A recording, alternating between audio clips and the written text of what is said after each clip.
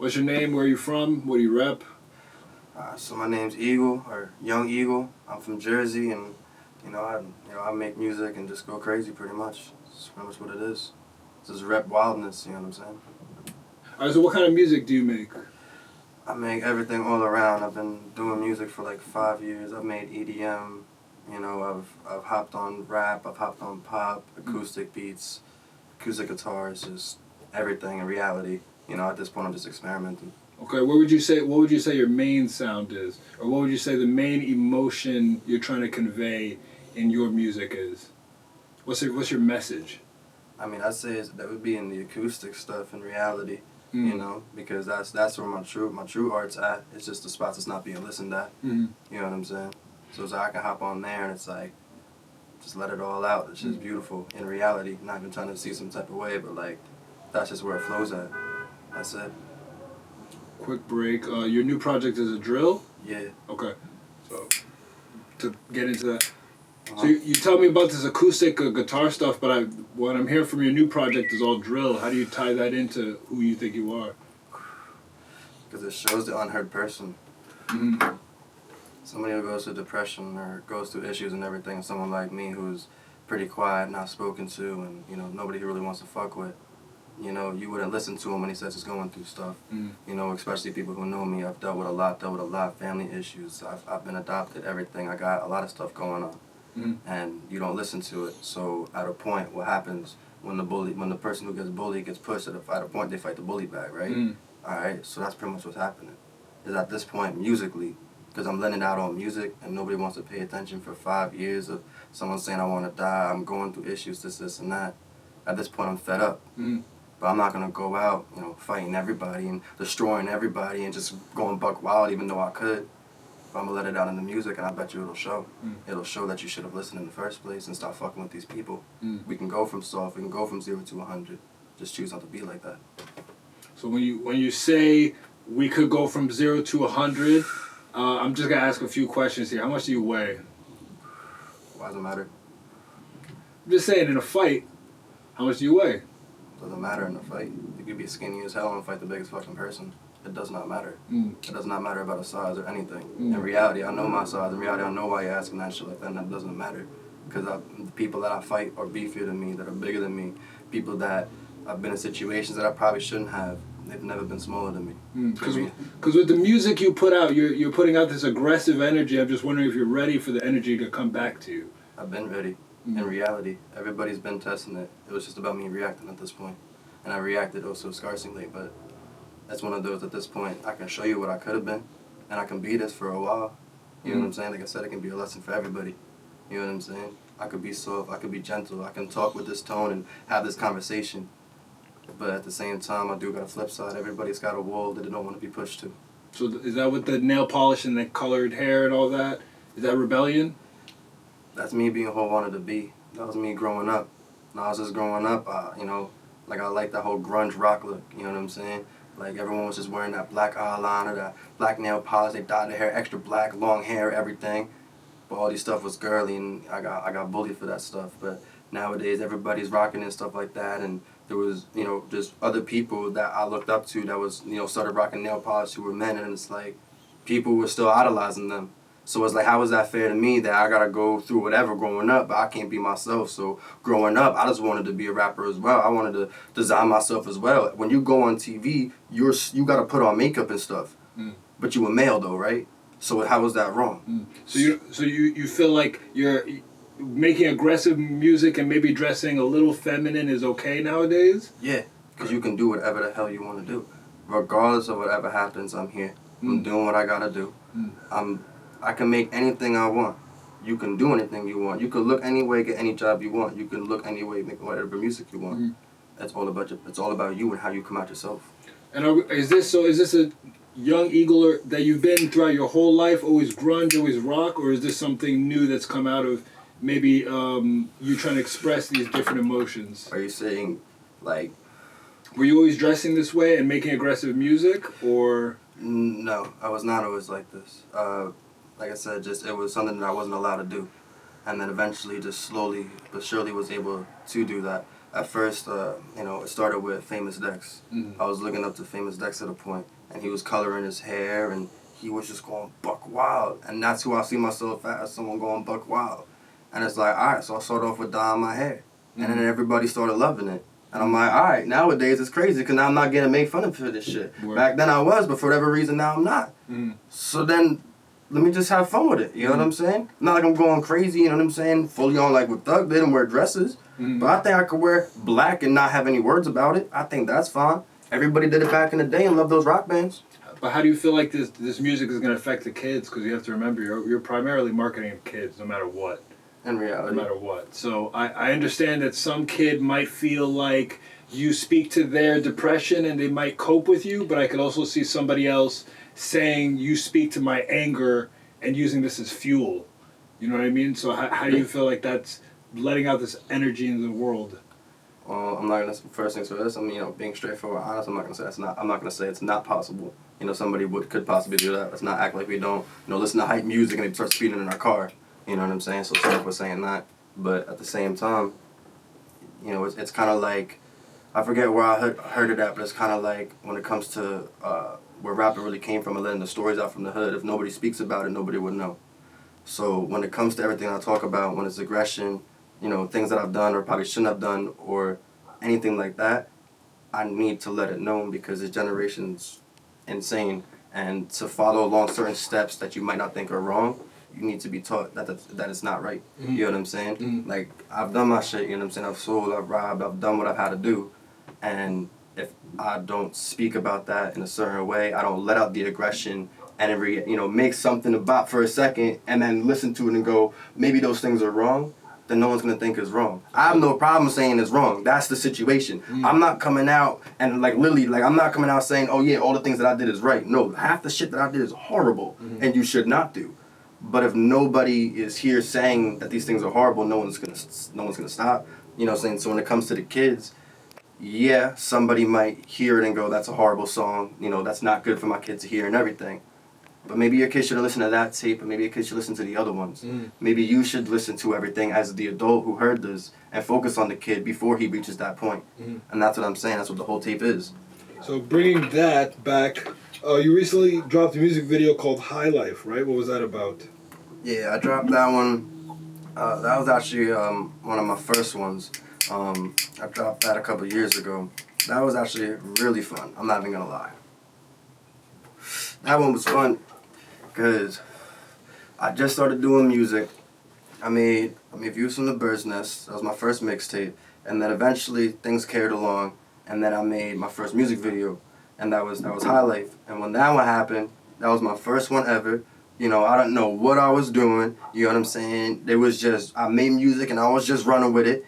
And at the same time, I was able to get around pretty known people. You know what I'm saying? The person who shot the video was Fetty Wap's music video person. Okay. The person in the video was DJ Big L, who was featured in the song as well. That's Fetty Wap's DJ, you know what I'm saying? And people might say, you know what I'm saying, like whatever, because I'm next to Patterson, so that's why I chose him. No. Like, I looked up to him, you know what I'm saying? Like, Fetty went crazy, you know what I'm saying? And DJ Big L was going crazy with him all the time. Why not get some of the best, you feel me? If you're going to do what you got to do, get the best, right? Yeah. So I did that, and that went crazy. And the people I had around was gassed, it was happy, and it was just, it was such an amazing time. I'm not even going to front. And it just, memory to never forget. Okay. And the thing about that video that bothers me the most, or maybe it doesn't bother me, but I think people might have a comment about, is that it's for a video promoting depression awareness. It seems to have a lot of the negative coping mechanisms that a lot of people have fallen with depressions, like drugs, weed, but the prescription kind, you know what I mean? So you have this video where you're trying to promote depression by showing people all the ways to not cope with it. Don't you think that's a little contradictory? The point of that video is like it's a little twist on the brain when you view it. Because you'll see it, you'll watch it, and you'll see me get hyped. You'll see it be a great ass time. You'll see the blunts smoking. You'll see the car rides. It's all a great time. Fucking around, backflips on the trampoline, you feel me? But in reality, is that a smart lifestyle to live? And that's what I'm all about, if you really think about it. Smoking blunts with friends, those don't really make you friends. and you gotta see it like that. Mm-hmm.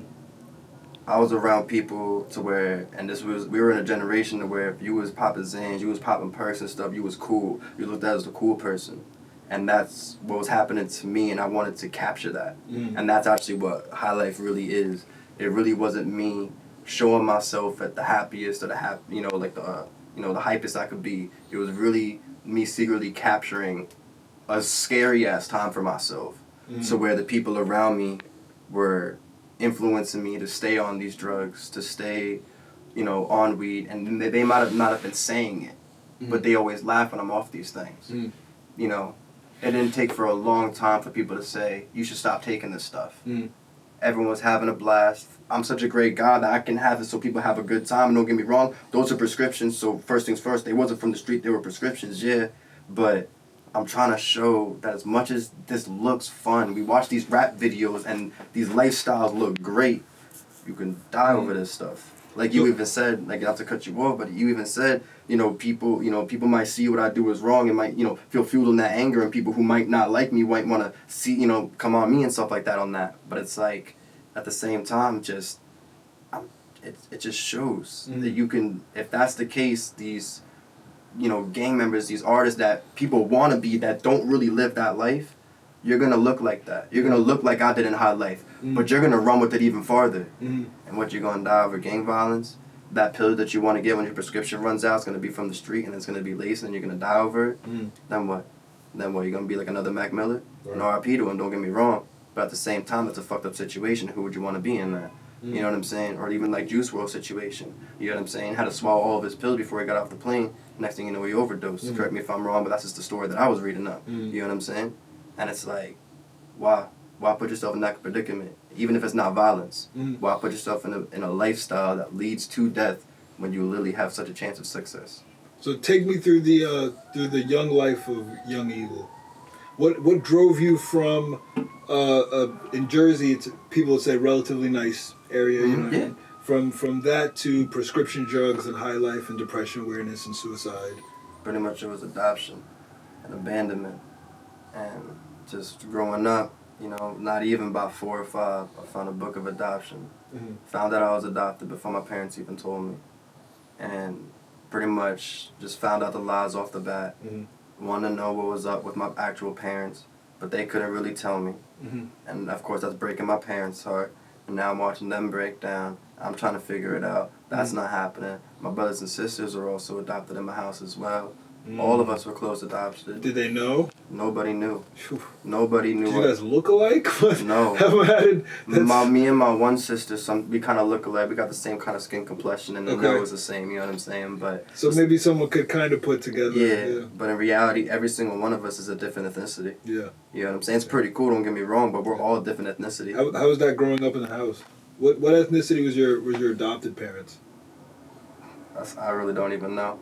I'll be honest, and skipping forward in the convo, I've talked to my birth mother, after 18, and, even, she's not even sure because, people, told her what she was lied to her, and at the same time, I just don't really know what's going on in the first place, you know what I'm saying? So the one... Sounds complicated. Yeah, just long story short, just nobody really knows, so the only way I can find out is go to Ancestry and pretty much do that whole situation.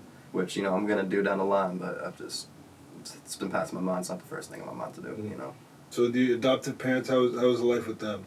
I know there's already a crippling, a little bit of a sting in your life from that point on knowing you were adopted, right? Because you instantly as a kid probably didn't feel as wanted as maybe the other kids. Everything was off. But are your adoptive parents still loving? Are they still caring? Are they what a parent should be? Yeah, as much as they can. You know what I'm saying? As much as... certain people who've been around me in life don't want me to admit it, but I'm going to speak the truth because it's my life. Coming from, if you put yourself in somebody's shoes, regardless of somebody's mistakes, regardless of somebody's habits, or regardless of whatever anybody did that would lead to that, if you add 20 years to it, and you add the effort of trying to call every day, you add the effort of trying to give advice and give comfort and everything. That's them giving you this effort. That's the best that they can do. In reality, from a distance. You know what I'm saying? Knowing at the same time that I'm living in somebody else's house. Yeah. Knowing that, these people, you know what I'm saying, in reality took, my child, from me kind of situation, and they still want to keep going, knowing that it's just best for me to get the best advice, to have another person to talk to. That sounds like a parent role to me. You know what I'm saying? Love and support, right? That's all that you really need as a parent. So so from 4 years old you figured out adoption? How does life move on in the family dynamic? Are you rebellious now, or are you still okay? Are you just hurt and just sad, or is it like you're not my dad, you're not my mom? Growing up, I'm not going front. That was said a lot of times. Yeah. There was a lot of times to where there was the whole. I don't really care. You can't tell me what to eat. Like young as hell, like 7 years old. Like yo, you're not my parent. I can do whatever I want. Like yo, put me back up for adoption. I don't even care. Just over the stupidest stuff. Like just because I'm just an emotional ass child. You know what I'm saying? And just I'm not going in depths with it. But my mother. You know what I'm saying? Kind of had some some issues going on with herself that I think kind of passed through blood. You know what I'm saying? Situations. What kind of issues? Some mental stuff. Okay. You know what I'm saying? Like any some stuff that starts with an S. Yeah. Super severe depression. Schizophrenia. You know what I'm saying? Like I said, not going crazy. Not going personal into it. You know what I'm saying? But just my mom dealt with mental illness herself very heavily. Biological. Biological, yeah. Ouch! How did you figure that out? The book had a lot of facts. Records. And even when I brought it up to her, because I wanted to keep it all honest, because I also want to know the truth as well, because a lot of things was lied to about adoption. When I asked her about it, she said, yeah, all these things were true and everything. And it's like, it was weird because I didn't know her in reality. Now, did I read this book growing up? Yeah. But I kind of just read the book and threw it to the side because it was like, scary, what I'm saying, growing up. Yeah, it was overwhelming, right? And it's just crazy that kind of growing up that I dealt with suicidal thoughts. Like, I ended up going to placements. I dealt with depression, you know what I'm saying? Yeah. And it's like, that's the shit. You know what I'm saying? My mom was dealing with shit young as hell, you know what I'm saying? She dealt with it a couple years before I even did it. But it's just like... Can I be honest? In my opinion, the worst thing someone could do is take away your gene pool information from you. Because I'm sorry, depression and all these things, they do run in your blood. Yeah. And if you know who your parents are, you can figure out a lot of things about yourself. Yeah. Without knowing that, even rage and even things that you don't understand, these could be a habit you picked up from your father that don't even, you feel me? After I met my birth mother after 18, it was very shocking to see a lot of similar lifestyle choices that we made. I'm not even gonna lie. Not even consciously. Yeah, you feel because me? I only know my birth mother. You know what I'm saying? In a simple sense. So my father was pretty much never involved at all. It's kind of one of those never figured it out. You know what I'm saying? Kind of situation. Close adoption. Yeah, you know what I'm saying. But my mother also didn't know who the father was as well. Yeah. So I only know my mom, right? Regardless, it was cool. That's what I'm trying to say is I'm a male, she's a female. So there could be that spectrum that should have been different. But when things happen in life, we made the same decision, despite estrogen, despite testosterone. You feel me? One of those things. Yeah. We made the same decisions around 18, 19, 20. And regardless, I've reached out for mental health. I've reached out for all these things. She's reached out. My feelings is the biggest difference in the comparison of both of us. Why she might have had a life I have. Why she had a life she had and why I might have had the life that I have now is I got mental health. Help. She didn't. Now, I don't know if she's telling the truth or not, but I believe her. But she told me when she was going through a lot of stuff, and after 18, that she reached out. And apparently they didn't give her programs. Now, I'll give her word on that, you know what I'm saying? But how long ago was that? I mean, it was only recently, really, that mental health started becoming a thing. It was never really important like that. Yeah. You know what I'm saying? So she could have been an original, crusader. No, for real. You know what I'm saying? She was going through a lot, and that's what I'm saying, like, giving her the benefit. Like, even if there was a program or two that she might have even denied, it probably wasn't the help that she needed back then. Yeah. You know what I'm saying? Nowadays, I've looked up therapists, and you can go to I don't even know, therapy.com, find a therapist.com, and there's 40 different tabs of things that you can click on specifically to get help. Yeah. I bet you in general sense they found her a general therapist, a general group, you know what I'm saying? Yeah. Here's a general rehab, and it's no, you need specific shit. I'm a complicated fuck, you feel me? And it's if I don't get the right help, there's no point of me even talking to you. And that's just what it broke down to. So now that you've met your biological mother, which you even have to tell me how you found after close adoption, right? So you find your biological mother, you figured out you guys have gone through a lot of these similar things. The difference is you actually got the help that maybe she didn't. Yeah. Do you look back on your life now and think, okay, my mother made the right decision? because of the person I ended up becoming, maybe she realized she couldn't help you, she couldn't help herself, so she gave you up to someone who maybe could? Well, yeah, I mean, I see it like that, and I'm 100%. Like I said, in reality, it's all love, you know what I'm saying? And I've told her that multiple times, you know, at the end of the day, like, I don't see it as mad.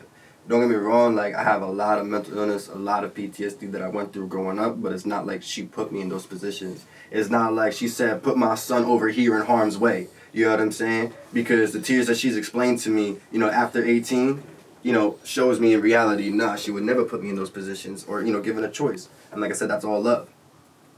At the same time, just, I can't act like I've never made a dumb decision. We can't all act like we never made a dumb decision. How many friends might have been in and out of jail? How many friends might have been carrying something they might have not have carried, went to a town they might have not have supposed to, you know what I'm saying? You know, fought somebody that wasn't supposed to, or, you know, just anything, you know what I'm saying? Drunk drove or some dumb shit, whatever, any sort of mistake. All it takes is one time to get caught. That's probably just kind of, you know, situations like that, you know, just, I don't know what happened in reality, I wasn't there, but regardless, she's caring. You know, I'm pretty alright in reality. I turned out pretty okay. Are you friends with both now still cool with your biological and adoptive mother? I mean, yeah. Do you now feel like maybe, and your adoptive father as well is in the picture, correct? Yeah. So do you feel like now you have 3 loves? Like, and then maybe now it's better? You feel me? You have more people that care about you? It should feel like that, but it doesn't. I'll be honest. It should. Like, it's there, but, you know what I'm saying?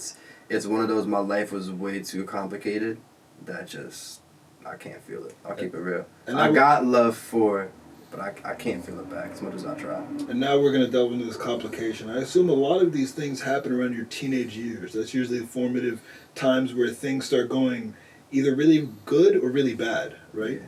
So tell me, what was the first moment you realized, maybe middle school, high school, where you felt like, okay, maybe I'm a little different from the other kids? Or maybe, maybe I'm just, maybe I don't fit in as much. When I wanted to start dyeing my hair and start painting my nails. I was like 12 years old. Early? Yeah, early. I tried it. It was weird. I'm a weird-ass kid, right? So it makes no sense, but to me it does. So it was April Fool's, and for some dumb reason, I wanted to be the gothic April Fool, right? It made no sense, but I wanted to do it, right? So I dyed my hair extra black, got nail polish, and everybody just stared the fuck out of me, right? And don't get me wrong, I knew the attention I was going to get, but when I realized that the black thing wasn't what people were wanting, or it wasn't acceptable for some odd reason, and it wasn't hilarious to people, that's when I was like, ah, shit, something's up. Because I found this hilarious. I've been laughing about this for 3 days, planning this shit. Like, this is going to be great. Like, I was telling people I'm going to be the gothic April Fool. Like, I did Liberty Spice going wild, and nobody was like, yo, that shit was wild. Like, nobody fucking did that. And I'm like, this is going to be a problem. And then just, you know, I wasn't into the whole fighting aspect, all this stuff. And then just slowly but surely, I just became, you know, the one that people started pointing fingers at. And I was like, shit, all right, that was a weird slide. Funny enough, did you feel like the April Fool's was maybe the first time you got to actually be yourself? Yeah. And finally show, and then you got that reaction at such a... It's like I said, like right now, like, you know what I'm saying? I don't know how much this light shows it, but there's like I got dark purple in my hair. Just like a month ago, I was rocking pink and purple. Like, I'm sitting here now, I'm making music and everything. Back then I did black. Why the fuck was I a weirdo? That makes no sense. You know what I'm saying? Right now, you know what I'm saying, I don't got the polish on, but I bet you give me a couple of days, I might have some purple paint nails. And I'm still gonna be coming right back, making drill music, this and that, or whatever, you know what I'm saying? It makes no sense to me. It makes no sense. And that's why I do what I do now. Like, I'm not whatever. I just like to decorate. I don't know, I find it cool as shit. You go on TV, like I said, you go on TV, they gonna get all them blemishes right up and shit like that. So I wake up every day and want to look good. You know what I'm saying? That's it. You know what I'm saying? And then when that happened, everything just switched up. I was just, you know, the town weirdo. But then, like, I started just being extra weird because, like, I was already given that label anyway. So, like, let me just be extra anyway and shit like that. And then everything was it was awkward as hell. So then freshman year came. And then when freshman year came, that's when it got even weirder for me. And because your original question was, like, when did it all pretty much, like switch to me? When did I really realize, like, all right, where I stand out? Yeah. I guess it started in 8th grade, but in reality it was freshman year because everything was slightly weird in 8th grade. But then I didn't really understand that shit really does carry to you, right? So now people I didn't even know knew me as the fucking weirdo as my town type shit. And then that's when everything switched. So now it's pretty much me against everybody else. And, which correlates to, the tape that I'm making now, which pretty much shows the explosion of at the point when you reach me versus everybody else, when you're pushed to that corner. And, it's something that my father told me. It was like a soldier sentence where it's like, don't ever push your enemy all the way into the corner because then you'll push them to a point where they got nothing to lose. And that's where I feel like I reached at a point when it came to school. I fucked with everybody in school. I wanted, I'm just a social fucking person in reality. But if they don't want to fuck with me, that was that. And then that's how shit started getting a little crazy and tensionful, and I started doing my own thing, and, sort of rock with my own set and everything, and that's just that. And that's why I don't really, like, emphasize where I'm from and shit like that, because I don't really, no disrespect and everything, but it's just, if my town don't fuck with me, then I guess I don't fuck with my town then. And that's equal. You know what I'm saying? It's one of those things. If I fuck with you, then you fuck with me. If you don't fuck with me, why should I say I fuck with you? So that's one of my things. So what was the weird thing in high school? So you were the weird kid, which usually means I just walked in, and they was like, yo, you're the weird kid, right? Like, my first fucking day. And I was like, what the hell? So it was weird as shit to me. Did you find other weird friends, though? No. Did you find... No, because everyone was the Fast and Furious, you know what I'm saying? Everyone's doing their thing, partying they've already been doing parties by age 12. Like, during 8th grade, that's when I just started smoking weed and smoking cigarettes. So it's like, I just started hopping into the game. So for the fact that I was a little late, everyone's like, nah, fuck it, we already on our shit. I was like, I bet, so now I do my own. So you didn't find any kinship at all in high school? Nobody else that maybe felt like, okay, I literally have 2 friends from high school. That's it. In reality. And are they in your lane, or are they friends just because they're your friends? They were friends because we were just friends in reality.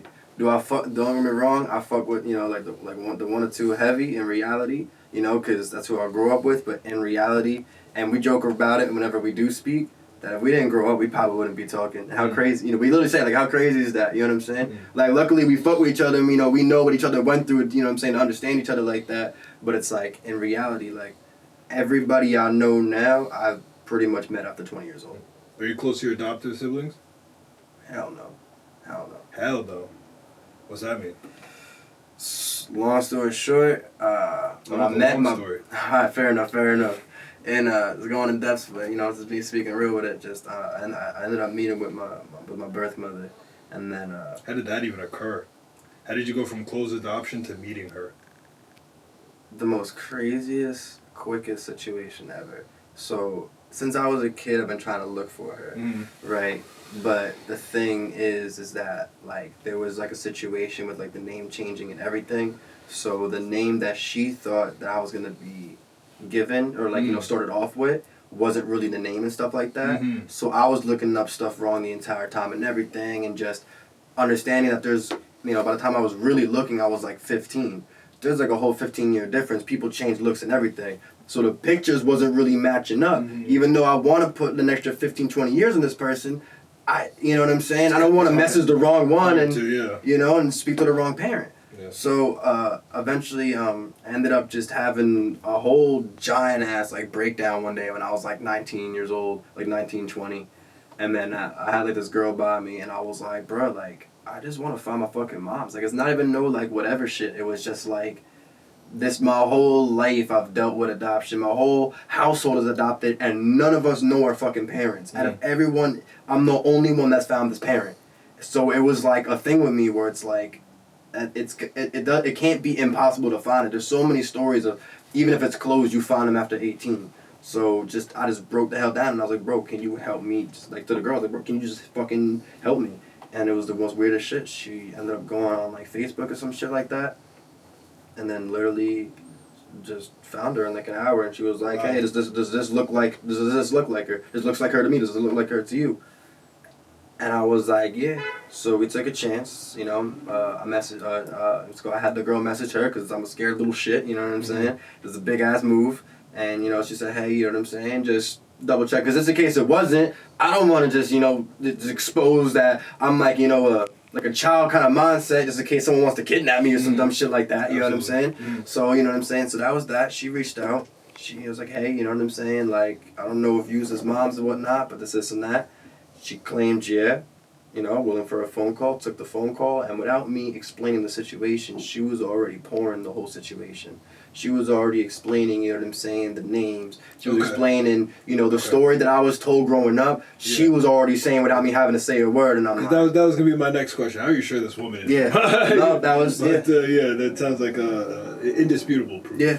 No, because, just keeping it general, too, because I know, they don't want me speaking about it, but one of my siblings actually tried to meet up with their birth parents when we were teenagers. Right after they turned 18. I was a teenager. They were after 18, and they were looking for their parents, and they actually ended up meeting with the wrong people. Wow. So keeping it general, so I don't make it public like that, but just they ended up meeting with the wrong parent, and that's why I try to take a little bit precautions with it.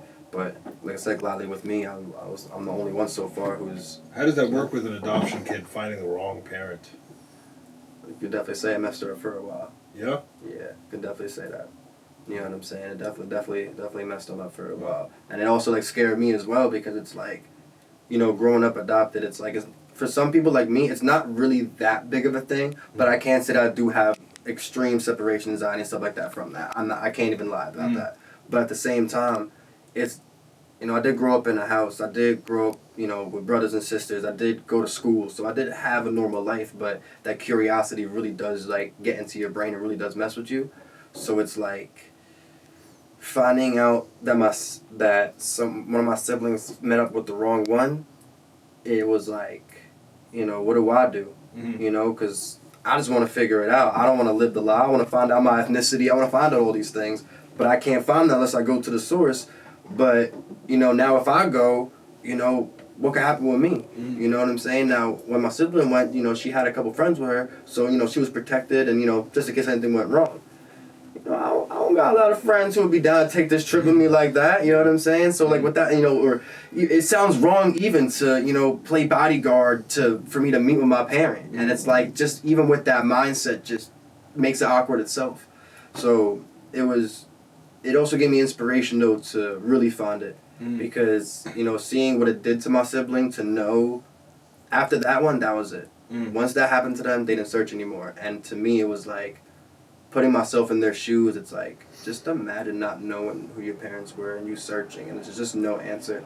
And it's you just gotta live your life, and we experienced that when we move out of our parents' house and just do our own thing, but imagine feeling like that at 8, 10, 17, or all through your life, and then you finally search for it and there was no answer. And that's the worst thing, when you can ask God questions and there's still one question he can't give you, and it's that's the worst. So that was inspiration to meet him. So I would think that you would have actually been closer to your adopted siblings, or at least one or two of them, since you guys grew up in the same situation. So why is there, it sounds like almost no contact between you guys? Yeah, I really don't talk to my family like that. We're all cool. Hey, what's up? Hello, laughs and all that. But after 1, 2, 5 minutes, leave the room and that's that. We never really sat down for we never really had family dinners and stuff like that. We did stuff, but then things got chaotic at a young age at home, and it just split the whole dynamic. Do they also consider you different? I'm the most different in the household. Yeah. Hell yeah. My sisters are sisters. My brother's a brother. My parents are my parents, and I'm the weird ass dude who wants to dress up different and become the rapper. I'm the most standout one in the house. And do you think that alienated you early on? Hell yeah. Yeah. I mean, none of your siblings followed your path at all, or even had an inkling, or said, "Oh, that was cool." Nothing I did was cool. I followed up on my siblings, but something that you just said before, what's it called? When you said it alienated me, what really alienated me was the most simplest, and this is one of those things where I talk about where people gotta focus on the very big cause and reactions, and you gotta accept what the outcomes are.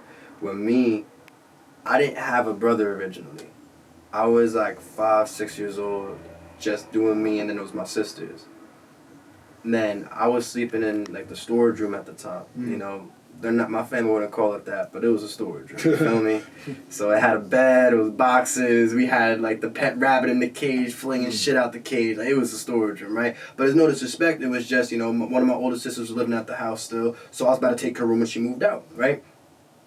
So I was about to take her room, and they, you know, I picked out the carpet, right? Picked out the new walls coming in, picked out the furniture. They said, "You gonna love your new room." I come home from school one day, there's a bunk bed in there. Damn. I said, "What's going on?" They said, "You about to get a brother," and I was not excited. Now, I love this dude to death, don't get me wrong. He's the only one in the house I've never once ever raised my voice to, ever had an argument, has never told me that I'm a bad person once in my life. But that's where it all changed, because I didn't want that. You know what I'm saying? And, you know, the little bit that you know me, you know, I'm very specific on what I want to myself and everything. So with that being said, me being up, having energy and everything, being up till 2 in the morning, well, when he was young and he was in the room, I had to get out the room by 6. If not, I'm going to keep him up. So now what do I got to do? Now I'm getting out the house. Now I'm hanging with the wrong friends. And that's when you know what I'm saying? Then down the line, once friends became friends and you was out loud out later, that was it. Now I'm smoking cigarettes, smoking weed, and now I'm in a little path. And it's like, and then eventually, you know, I ended up switching rooms, and I ended up coming up to a negotiation at a young age with my parents that, you know, because my dad had to sleep sitting up and stuff like that, and he had to sleep in a chair, and he didn't use the bedroom no more, that I'll take over the bedroom. So now I sleep in their bedroom, and I do my thing, and I'm at the top of the house, and I don't bother anybody. So that's what really alienated me. The fact that I had to switch rooms to the top room, and I don't associate with the downstairs, but everybody lives downstairs. So what was the first prescription drug they used? So growing up, I actually was on medication and was in a couple hospital placements and stuff. What kind of medication? Antidepressants, antipsychotics. Like SSRIs? Yeah. Okay. Literally, and that's actually the shit that fucked me up the most. I was not. I feel like giving that to someone whose brain is still developing is just a fucking stupid. And it's weird because at that time that was easily given to me. Yeah. But every social worker, every mental health person I've talked to after I've turned 18 and told them what I took, they've literally like opened eyes, like, how the hell did you receive that? Yeah. Like, and everything. And it's, you know, once again, there's nothing I can do. People know how crazy that is. People like, you know how wild that is. But if I were to act out, if there'd be something wrong with me, if I don't understand something, suddenly, oh, you a grown-ass man, you should understand, you know you're better than that. But I don't think y'all understand. I'm chemically not really there, you feel me? It's not, literally, I'm grown and everything, you know what I'm saying? They could have waited. And like, that whole placement, that's a whole convo itself, because it's like, that wasn't even supposed to happen. In reality, the only reason why I went to placements is because I wasn't going to school during freshman year. And I wasn't going to school freshman year is because I got caught smoking weed, and they was trying to pin me with everything possible. They put me in high focus, and I get that. Don't get me wrong. Simple program for the kids, teach them not to do drugs. I got you, no problem. I was smoking weed once a week, if anything. Literally once or twice a month, if anything. How you gonna put me around people who are doing Oxycontin, Xans, Coke all in one day, and expect me not to get influenced? Expect me, once again, like you said, you know, like we was talking about, how I don't really got friends like that, and it was hard to associate people with my school. So now you're gonna bring me around people who do drugs, and I'll be wrong to find friends.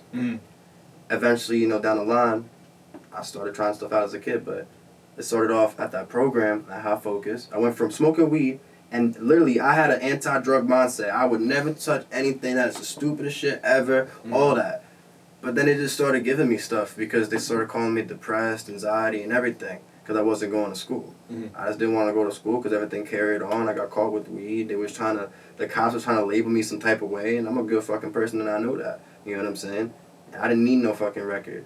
Because I got caught with weed, I went to a program. I went to High Focus, but I didn't want to be around that shit. So they changed me to a different program, and these are around people who are self-harming, suicidal. I'm not even like that. Why was the point of that? Because you want to claim I have depression. So now I'm running away from home, school. They're bringing the cops to my house to come pick me up. I'm running away from them because they're bringing me to a place I don't want to fucking go. They're giving me drugs at these places, around bad influences, everything. We got to stay focused. Like, for example, this room is a nice color blue. But if you knew that green would set you the fuck off, why the fuck would you chill around green? So they would literally have me around people who would bad influence me in the realm that I was not around. My parents were very good at sheltering me. My parents were very good at understanding I was an adopted kid and making sure that he had a little bit easier life because, you know, on a level, you know, some parents do that shit with adopted kids, but make it a little bit easier, right? That wasn't making the shit easier. So I'm running away. And then eventually a truancy charge comes up. And then I'm charging my mother. They try charging my mom because of child neglect. Wow. because your kid's not going to school. Mm. So throughout that time, I'm going to another placement. Throughout this time at High Focus, they gave me Zoloft. They gave me Seroquel. Seroquel made me hallucinate while in therapy, while in the rooms. I'm literally sitting there thinking I'm playing Xbox and video games with my friend, like, yo, bro, make a left playing Call of Duty and shit. And it's like, bro, I'm doing this because of the drugs you gave me. When I was smoking weed, I was still going to school. I was still doing everything. But because now you guys want to put me in programs and fuck up my whole daily process and shit, now everything's all messed up. Mm. So that was that. So Zoloft, Seroquel. And then I go to the spot called Four Winds in New York. And everybody there is off of drugs as well. At nighttime, they'll give you Benadryl or any sort of over-the-counter sleeping aid if you just can't sleep. If you can't sleep. So everybody who goes there, they literally like, it's like an initiation thing to where it's like, bro, if you're up since 11 o'clock, like past 11, and you hang out with us, you gotta take Benadryl, you gotta take this, you gotta take that.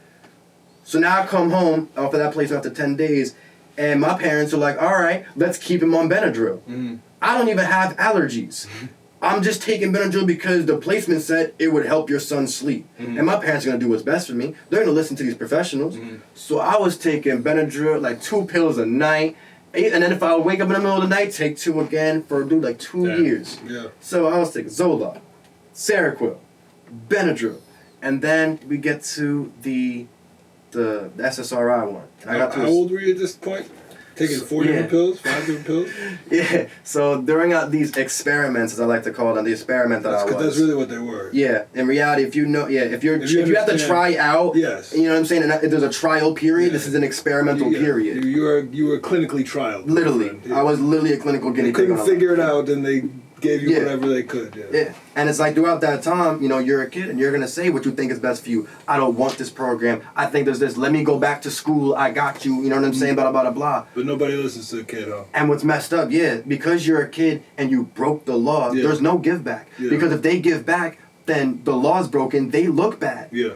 So I had to go through all of this in reality just to make sure that the system and the school and my parents, they all had a good cover. Mm. So let's skim forward a bit to what happened into where, once again, what age I was. This started off I got to freshman year. So I was 13 years old going into, my birthday's in April. So I turned 13 in April. I had freshman year in September. When I literally got caught with weed. Here's the thing too. I didn't even get caught with weed. I didn't get caught smoking it. I got caught nothing. A cop just pulled up and I looked high. No. There was no test done. No. There was nothing. He signed the paper, let me walk, because I was down the block from my crib. So he signed the paper, let my parents pick me up from the spot. Yeah. And that was that. There was no test or anything done. Wait a minute, bro. You telling me you got stop and frisk Yeah. before it was even a thing? It was never even legal in Jersey. That sounds illegal. Don't get me wrong. Yeah, I know that. Now I got a med card, so now this is all legal. Yeah. But back then, I wasn't smoking nothing. Yeah. That wasn't on camera. There was no walking test done. No. Yeah, All he did was put a flashlight in my face and was like, "You're hot." No. I stayed silent because I didn't know what the hell was even going on in the first place. Yeah. He wasn't even there for me. My friend ran away from home because his fucking dad was beating the shit out of him. That's why he came, because his dad called him as a runaway on some dumb shit. And then he just saw you and Because he knows I'm best friends with my friend. You were high. Let me fuck up your life for the rest literally. of me. And little did he know that would have fucked up my entire teenage years. Yeah, did we ever find the name of that officer? Because that's... No, wait, what you say? You should find the name of that officer. That's something... I know who it was. Yeah, okay. You know what I'm saying? I'm not going to put him on blast on like that. But just, I know who it was and everything. It's on the papers and all that. You know what I'm saying? Town, like I said, and that's why I don't represent my town. Mm. I was a child, 12, 13 years old, saying, please stop. I know how to change my life. Give me that second chance. I didn't even cause a crime. I didn't rob nobody. I didn't fight nobody. Like I said, you were asking me earlier before with my music, why are you coming so aggressive? I wasn't fucking like this. But when you get labeled and labeled and labeled and labeled, literally since a child, what the fuck do you expect? Literally, so at 12 years old, program, drugs. And then the big program at 15 years old was there for 6 months. Now, why was I there for 6 months? Like I said, it was inpatient. Yeah, it was literally an adolescent.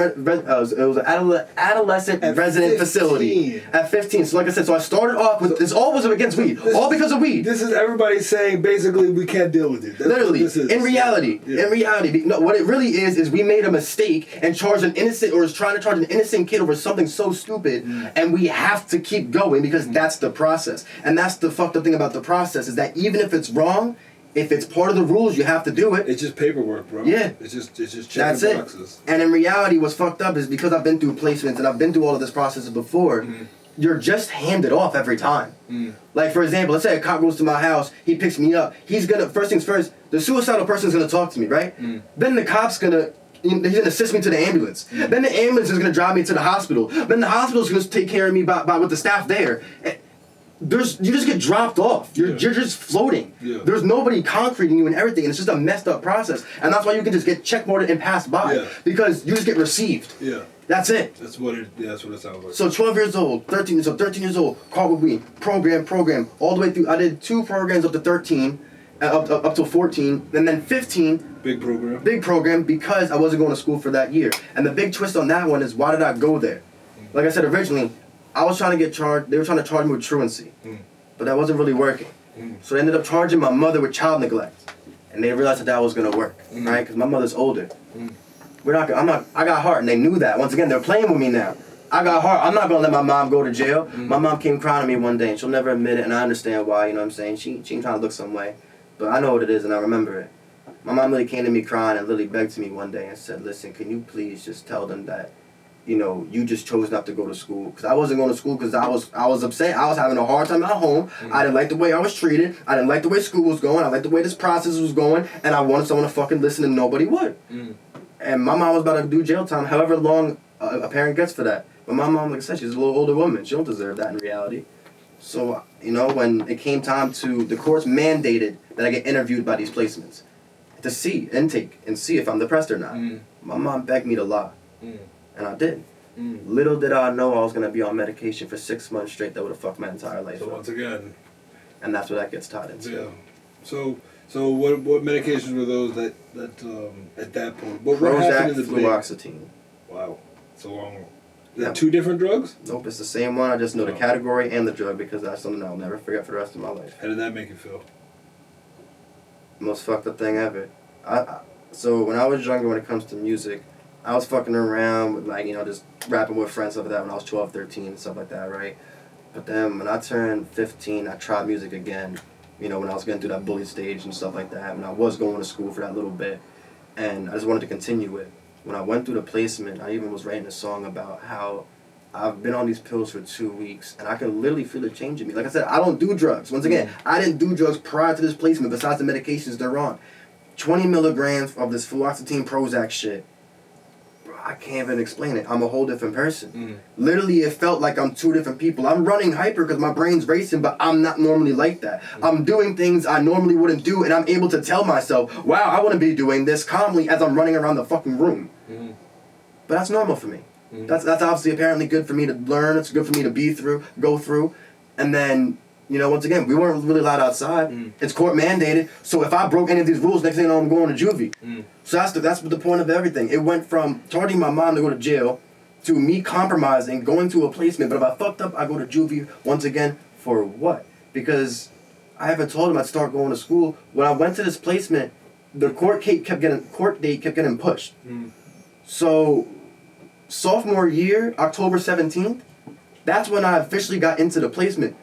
But that school year, September on, sophomore year, I was going to school getting A's and B's, and I was a CD student my whole life.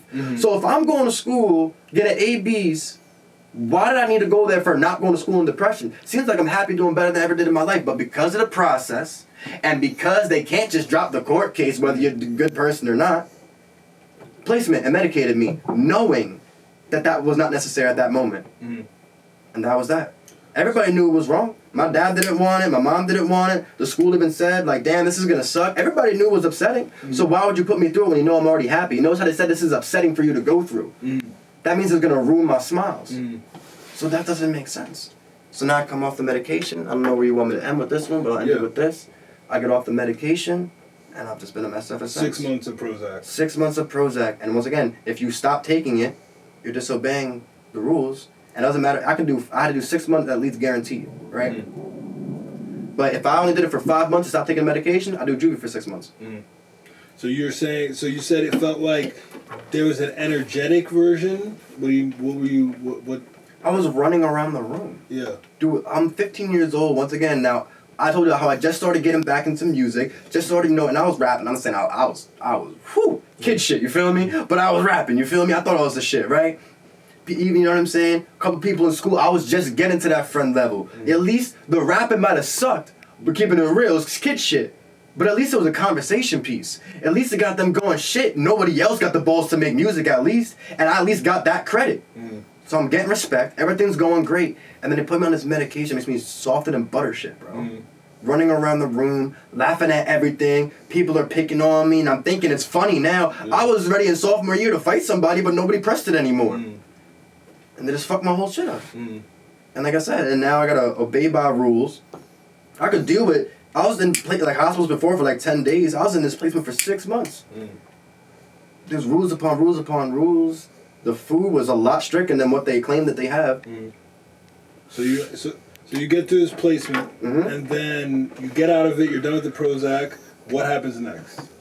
You're now what? I spiral into a chemical depression harder than ever. Makes sense. And it was the most scariest shit I've ever experienced. Because I never did drugs before. But I can literally feel that the only way to stop this feeling is to take another drug. Because that's what they taught me, that when you feel certain lows, you take a drug, right? So maybe this drug isn't it, maybe none of these medications are it, but maybe the street drug Molly would work. Now I took Molly. Well, that was great. Now I experienced drugs for the first time, because if I can do drugs for 6 months straight, every day, we'll see what, 6 times 30, that's, I don't know, a fucking 18 of something. It's like 1,000, 180, whatever, right? 180 days, whatever. If I can do drugs every fucking day for however long, why can't I do Molly one time? And that's the message it gave to me. That when you feel down, you run away, you find somebody else, and you do drugs. Powerful message at 15, right? Real, for real. Molly has quite a come-down effect too, though. Suicidal Tuesday. I don't know if you ever heard that term, yes or no? Yep. And it's the most insane shit, and I explain it to people, and they always laugh at me because I sing for Suicide Guy, right? But I bring it up in such a real way because it's fucking for real. If you look at the statistics, you literally take the drug, and there's a percentage of people that kill themselves within 5 days because of that come down. You don't come down Saturday or Sunday because you think what your come down is those days, but in reality, the drug's still kind of in you. It doesn't really hit you till Monday or Tuesday. Once your life starts normaling out, and it's just not the same no more. You know, it's another good one for that, cocaine. Cocaine, I feel like, is another drug that America loves on the low, and I think that's what leads to terrible Mondays. People will get up and they have that terrible mood. It's because you binged. And the cocaine, unfortunately, affects you for an entire week, and people don't realize that stuff. I'm not really heavy into it. You know, I've experimented with, you know, it's very similar receptors to Molly, though, where it overloads you, and then as your brain rebalances it just takes. It doesn't instantly go back to. It just takes a while. So people usually end up redosing within that. And that's what it usually is with uppers too, because it's like downers, it's like you can just pass the hell out and just have like a lit time, melt out, and that's like whatever. You know, I'll do that shit again Thursday if I have a rough day. But like when you realize how much energy you really got, when you push yourself farther, when you're more creative, when you're a level of happy that a normal human can never experience, why would you ever go back? Because the problem with Molly too, and these SSRIs that they give these kids is not, once again, and I'm gonna emphasize, because I've heard it from multiple people, so before I continue, not everybody experienced this shit. I'm just one of those people. But when you take serotonin and it drops, normal isn't normal anymore. Now normal is fucking depressing. I lived life at a normal 7 every day metaphorically as a kid, right? Now they give me this medication. I took Molly. Now I know not even a 10. 11. I know what 11 and 12 feels like. So when I go back to a 7, that feels like depression. So I need to do drugs and balance out. But the problem is every time you do drugs, that meter gets lower and lower and lower and lower. And so now 7, instead of feeling like 6, 7 feels like 5, and now it feels like 4. And you know what? Now it feels like 1. And now, eventually, you come someone like me, where every day in reality is a 2. You just play it off, and that's that. So you feel like the overload of serotonin and these chemicals in your brain in early development stages, which to be honest, I'm sure you could scientifically prove in some way, shape. Oh yeah, 100%. I've done the research. So you believe that this is probably the catalyst or the main ingredient for the reason you quote unquote are the way you are. 100%. Because the issue is when I was on this medication, I actually was able to be so aware. I knew that it was wrong, and I even went to the psychologist. That I asked for a meeting with the psychologist, and I told him, "Can you take me off of it?" But because it's court mandated and you are mandated to take medication at this placement, all he can do is drop the dosage. because he would get in trouble. Yeah. This whole process was them covering their ass and me just being this experiment like I talked about just to get them through. Yeah.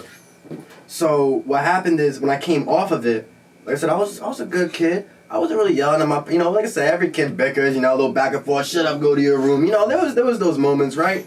But I wasn't angry. I wasn't flipping out. Yeah, I wasn't violent. When I came off these drugs, man, I wasn't violent, but I was yelling a storm. And because of my brain and this wiredness, the smallest thing would get me going for 3 hours. I would just be yelling at my mom, not even yelling, just be debating with her for 3 hours with no ending, no solution. She could be like, I'll give you $5, I'll get you McDonald's, we can go here with anything. She'll compromise in every way, shape, or form. Like I said, loving parents will compromise. However, doesn't fucking matter. Because, and I don't know why, it just, one that knows every day, came home from school and just gave her shit every day.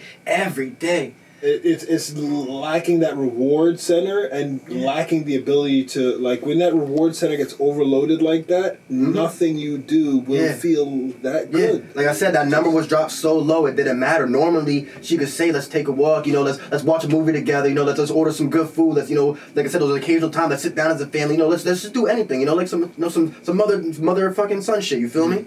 Doesn't matter because it doesn't feel the same no more. That doesn't cut it no more. But then at the same time, everything that she wants to offer was a normal level number. Not anymore.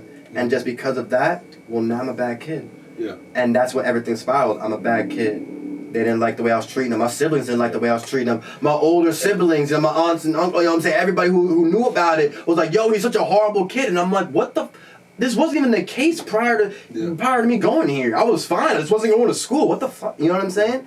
And now I'm horrible. But at the same time, I can't lie and say I didn't say some fucked up shit. I can't say I was, once again, as a teenager. Well, you were a different person. Yeah. And it was a person that, as a teenage person, I don't think you could understand. And it's only through being extremely highly introspective can you understand how these drugs can affect your temper and things like that. And you're 15. And you really have to understand that despite how many kids... Everyone else around you looks at you like you have a problem, but it really is a chemical imbalance. Yeah, for real. And that's the whole big issue. And that's why I smoke a lot of weed and everything, because it's like, and I've told a lot of therapists, I've dealt with multiple therapists, I've dealt with peers, all this stuff, and it's like, I tell them, I'm just scared to go back on these pills. I'm down. I understand that I go through shit. I understand my brain's a little wired and I should, I could probably get something to calm it down, but I would rather smoke hella weed all day. I'd rather blow it down and people say I'm wasting my money on weed than take a pill and make some dumb decisions again. Then, you know what I'm saying? Because also on a valid point too, when I was on this medication, I was sexually assaulted. Now, when I was off this medication, I'll tell you right now, I could have defended myself. But now off this medication, and I've talked to a couple of people who've been on this, and I've also done some research too. You can't say no. You're suggestible easily. Because because it blocks your anger. It blocks that fuck no, like whatever I'm feeling right now, it blocked that shit. It allows you to be coerced. So let me do this. Nah. This and that. And no matter how much I block away, I gotta let them be stronger. Because being strong to them, that's fucked up. My brain would have let me hurt them. So they gotta hurt me. And that's that. So that's why I don't take these pills. That's why that medication messed me up. That's why that placement messed me up. Over weed. Over the shit that I smoke now that helps me calm down. That's legal. That's legal. It was the same shit that got me raped. Was it in the placement that this happened? No. When I was at the placement, we were allowed to go home occasionally on weekends, if you were on a certain status, right? Okay. But the thing is they wasn't focused on my status. As much as I was on this medication, I was going over this contract every single fucking night just because, reading the fine print under the fine print and everything, just because the shit that they give to the parents, I brought to the placement and read at the placement. And at a point, I was like, can I talk to my case manager? And I sit down and I go, all right, so I've been here for this time. I've been doing this stuff. I've gotten these amount of stars. Why am I not going home for the full weekend? Why am I only going home for a couple hours? And she looks at me and goes, you're right. Matter of fact, this weekend you're going to go home for 3 days. Wow. Yeah, come to think about it. So no one's even focused. Like I said, there wasn't food at this placement. They were supposed to have $100 a month on food budget for what, 8, 12 kids? Wow. When I tell you that 100 didn't come in every month, that 100 didn't come in. And here's the thing. I ate cereal every day at home. I would always have a nice balanced breakfast, some toast, you feel me, some good shit. Some nice balanced breakfast. Well, they didn't always buy cereal, but they had Jell-O. Can I have Jell-O for breakfast? I heard these got some vitamins in it, you know what I'm saying? A little bit of vitamin A. Doesn't count as breakfast, that's a snack. So then buy me breakfast, bro. I'm not trying to be a dick. If you can't afford me, I can't stay here. Isn't that how it works? Word. If you can't pay your employee, you don't get fucking employees. Yeah. And that's my view on jails and shit like that too. But how you got people sleeping on the floors? Yeah. If I had a daycare, if you had a child and I had your child in my daycare, but we didn't have formula for him, we didn't have food for him, we didn't have clean air for him, they can't fucking be there. You would snatch a kid out of my hand like fuck no, they ever come to your building ever again. So how you gonna put kids there?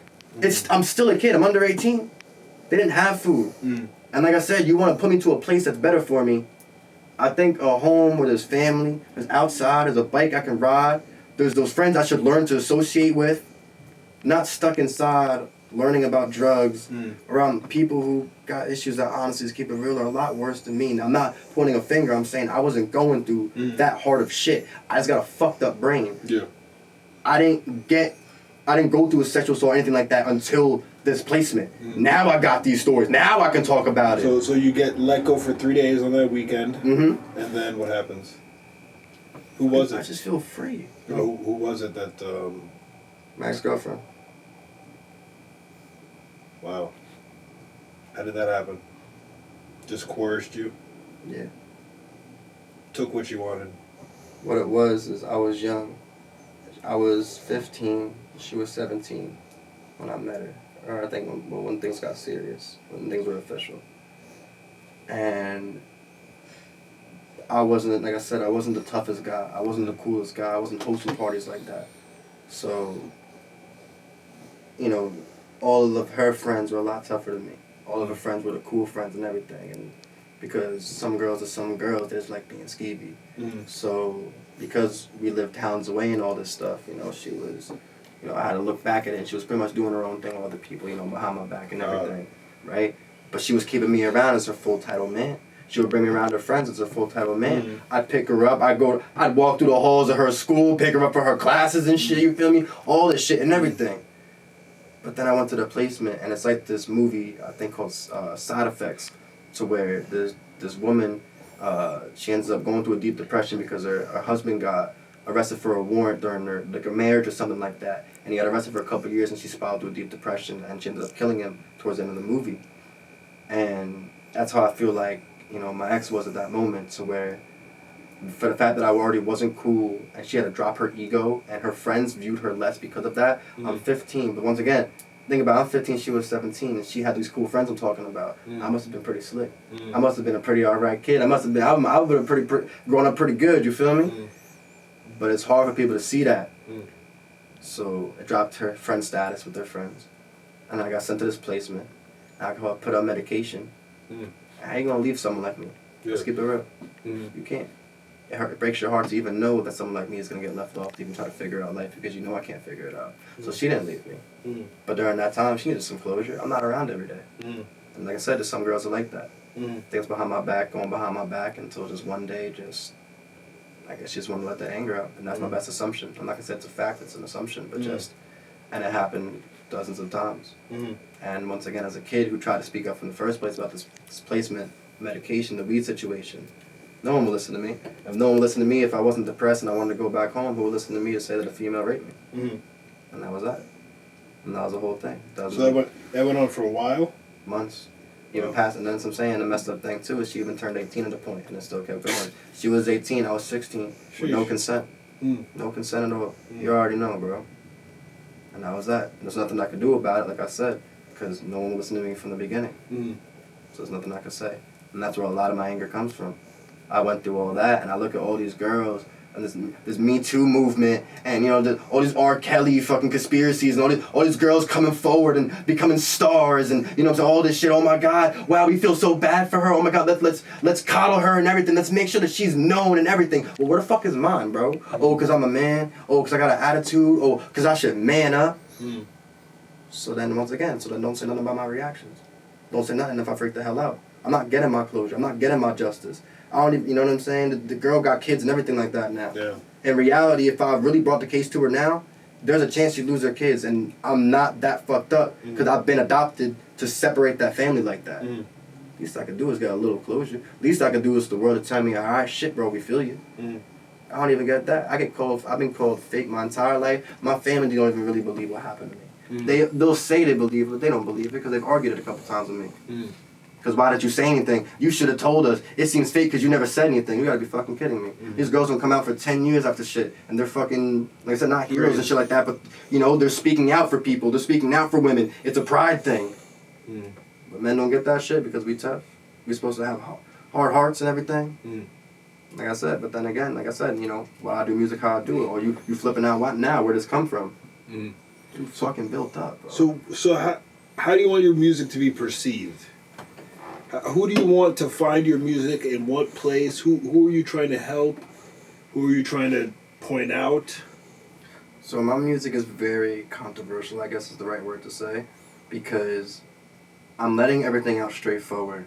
All mistakes, all decisions I've made. Literally any month or date, year you can point to on me, on a calendar, I probably got a song that captured that time, right? With that being said, is my music made, especially the aggressive music, made for the kids to listen to? No. But on the same time, do I want the kids to listen to it at a certain age? Yes. Because I want you to understand at the same time, whether you idolize me for being right or wrong, know what your true outcomes are. In this rap game, there was a T-Pain interview with Steve-O, and he explained how nobody explained to him how you could really go broke. The richer you are, the broker you get. And that's really what he said, and how no one's going to tell him that, you know, the rap wasn't more than just money, fame, and these females. And what I really want to do is let it all be known. That not all the time is it really money, sex, females, drugs, all this stuff. Because there was times I would watch Famous Dex on Instagram Live, and this shit was so lit when it came out. You could just smoke with your rappers and shit like that. It was like being on FaceTime with him and shit, right? But I'm watching him, he's alone in a hotel room. And I'm thinking, once again, because I want to be a rapper, so I'm thinking, what if I get famous, right? What would my touring be like? Excuse me. In my touring, it would be in hotel to hotel to hotel. Because I'm not going to buy a house in every state just because I'm doing a fucking show there, right? So if you don't got your entourage, you're by yourself. And being by yourself can get you pretty fucking lonely. Being by yourself with all that money can get you some fucking drugs. That's the realism. Now, how many times are rappers probably lit, toting their guns, drugged up and shit like that on camera and everything, but then again, how did Boom Gang look when he was passing out at No Jumper? Yeah. Was it cool? No, it wasn't. That was fucking insane. But he had those two bitches grab him from the wall, right? Because that's the cool shit. You got two bitches with you, and that's the cool shit. That's fucking stupid. And I don't care who anybody hears that as. It doesn't matter if you're pretty much dying over drugs. It doesn't matter how hot these girls are. Change your life, bro. For real. And that's what I'm trying to show. So who is it really targeted to? I guess anybody with a judgmental view, any adult who claims they're for the kids and doesn't really know how to make a change. Well, I got an option. You choose not to take it, then I guess you have no option for the kids. And for any kid who, whether how young and everything, just grows up going through shit, whether you're adopted, whether you're, you know what I'm saying, transgender, gay, lesbian, all that shit, whether you want to dress different, or you want to listen to fucking, you know, you want to listen to Katy Perry, but you work out to Katy, it doesn't fucking matter, bro. Do whatever, because someone like me, listen to everybody. Someone like me, listen to my family, listen to the school, listen to the therapist, listen to all these labels I was given, and then tried taking my life last year. Was going through thoughts and everything that everybody thought was cool and funny, because I do this whole depression awareness, like I said, I'm trying to do and everything. That's what I'm trying to show is, you know, this awareness of what a fucking child, not a man, but not an adult, not what I'm doing now, but what a child can turn into. It doesn't matter what you want the best for them as. If it's not what they want, it's not going to go well. And it doesn't matter how young, there's people as young, and it's for people who think, oh, but you shouldn't be saying, you know what I'm saying, talking about self-harm, suicide, or violence to kids who could listen to it at early as age young 10 or 12. Well, once again, not to make it, you know, public, but my mother was suicidal at the early age of 12. My birth mother. Started doing attempts at age 12. I'll leave the rest as general. So you can't tell me that you can't try to save a life and explain the straightforward as early as that. Because maybe if she heard that suicide was a thing, that she wasn't alone in all these things, that could have done different. And maybe that wasn't what happened with her. Maybe this is just, you know, my views on it and stuff like that. Don't get me wrong. But I could say from growing up, like I said, I'll keep it real. I put a knife to myself at 12 years old. I just didn't have the balls to cut it. I'll keep it real. I got 2 marks on my arm for burning myself with a cigarette. I can do that. I got 3 marks for burning myself with a cigarette. That's my self-harm. But I just couldn't do it, continue it. But I did it at 12 as well. Like I said, and it's just, so that's when it comes to that. Kids are joining gangs at 12. going to jail at 12. I watch jail documentaries just because kids doing life for murder from age 13 because they wanted to join gangs and shit. Or they wanted to fucking stab their brothers and sisters. So I speak about that. The pain that someone could go through at home. And it's if we don't show the kids what's happening now or what could truly happen to you, then they're never really going to know. If no one talked about the streets and started rapping, no one would really know about how the streets work. So if I don't talk about what's really brought me to suicide, what really brought me to depression, what really brought me to drugs, what really broke me the fuck down, then kids are going to keep listening to these lies. Everyone's going to keep wanting to do music or keep wanting to make these life decisions that they think are cool. And it is cool. I'm not going front. It's cool as shit till about 23. I'm not going front. Pop pills, speed in your car, drunk drive, all that shit. That shit is fun as hell till 33. I didn't do all that, but do it. I get you, young, dumb, and stupid. And then when you realize you got no license, and then when you realize you got a jail rap sheet, when you realize that you don't really got good influence friends, when you realize that there's no girl to hold you down, when you realize that your family abandoned you, shit, now what? That shit's real fun at 25, huh? And that's pretty much where I'm at now. I want to talk to my family. In reality, I moved far as fuck away. I live over 2 hours from over here. And that's that. I don't really talk to friends. And that's that. I don't do music with friends no more. I don't do features. Could out down the line, yeah. Unless it's somebody else who is serious about their music and does their shit. I don't know anybody else who I really put on in reality. You know what I'm saying? Just keep it real. So out of everything you've told me, all the experiences you've gone through, what was the scariest part of your life? Growing up. Do you want to elaborate?